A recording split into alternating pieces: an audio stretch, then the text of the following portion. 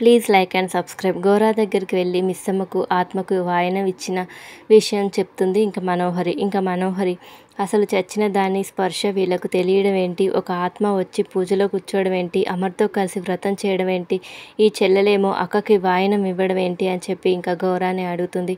ఇంకా గోరా ఆత్మ విషయంలో నువ్వేం చెప్పినా నేనేం విన్నా ఆశ్చర్యపోను మనోహరి అని చెప్పి ఇంకా గోరా అంటాడు. ఇంకా మనోహరి ఎందుకు గోరా అని చెప్పి అడిగితే ఇంకా గోరా ప్రతి పౌర్ణమికి ఆ ఆత్మకు శక్తి వస్తుంది, ఇవన్నీ ఎందుకు జరుగుతున్నాయి అనుకున్నావు, ఆ ఆత్మకు దైవశక్తి తోడైంది, మనం ఎదురెళ్తుంది ఆత్మకే కాదు పరమాత్మకు కూడా.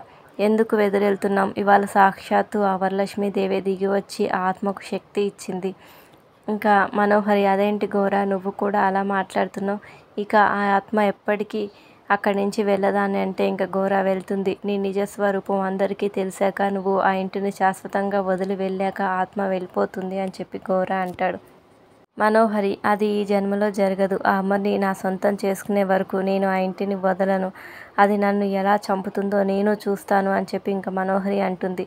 ఇంకా మనోహరి అలా చెప్పగానే గోరా ఇంకా నవ్వుతూ, దీంతో మనోహరి గోరా ఎందుకు నవ్వుతున్నావని చెప్పి అడుగుతుంది. ఆ ఆత్మ నిన్ను చంపాలనుకుంటే మొదటి పౌర్ణమికే చంపేది, నువ్వు తనని శత్రువుగా చూసినా తను మాత్రం ఎప్పుడు నిన్ను స్నేహితురాలుగానే చూసింది, ఆ మంచితనమే ఆ ఆత్మకు బలం అంటాడు.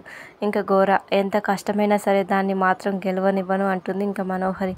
ఇంకా మరోవైపు అమర్ని పిలిచి స్వతంత్ర దినోత్సవం రోజున సిటీలో అలర్ట్గా ఉండమని, అల్లర్లు జరిగే అవకాశం ఉందని, ఇంకా జాగ్రత్తగా ఉండమని ఇంకా మేజర్ అంటాడు. సిటీలో ఎటువంటి సమస్యలు లేకుండా స్వతంత్రంగా వేడుకలు ఘనంగా జరుగుతాయి, నేనే దగ్గరుండి అన్నీ సవ్యంగా జరిగేలాగా చూసుకుంటానని చెప్పి ఇంకా అమర్ వెళ్ళిపోతాడు. స్కూల్లో స్వతంత్ర దినోత్సవాలకు ఏర్పాట్లు చేస్తారు. ఇంకా ప్రిన్సిపల్ ఇంకా బంటిని పిలుస్తుంది ప్రిన్సిపల్.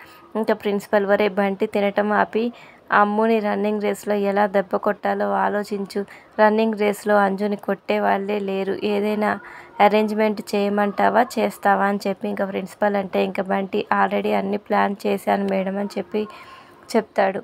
ఇంకా అంజు అమ్మ లేకుండా పరుగు పందెంలో పాల్గొనాలంటే భయంగా ఉంది అమ్మో అని చెప్పి అంటూ ఉంటుంది. ఇంకా అంజు బాధపడుతూ ఉంటుంది. ఇంకా అదంతా పక్కనే ఉండి ఇంకా ఆరు బాధపడుతూ ఉంటుంది.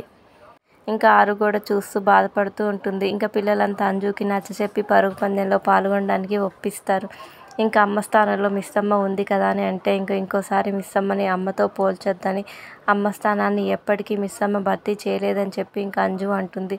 మరోసారి మిస్సమ్మని నమ్మి మోసపోను అని చెప్పి అంటుంది. భయపడుతూనే ఇంకా రన్నింగ్ రేస్లో పాల్గొంటుంది అంజు. ఒంటరిగా నిల్చొని భయపడుతున్న అంజు దగ్గరికి వెళ్ళి భయపడొద్దని ఆరు చెప్తూ ఉంటుంది. ఇంకా దగ్గరుండి పరుగు పందెంకి తీసుకువెళ్తుంది. ఇంకా ఆరు స్పర్శని అనుభూతి చెందిన అంజు సంతోషంగా వెళ్తుంది.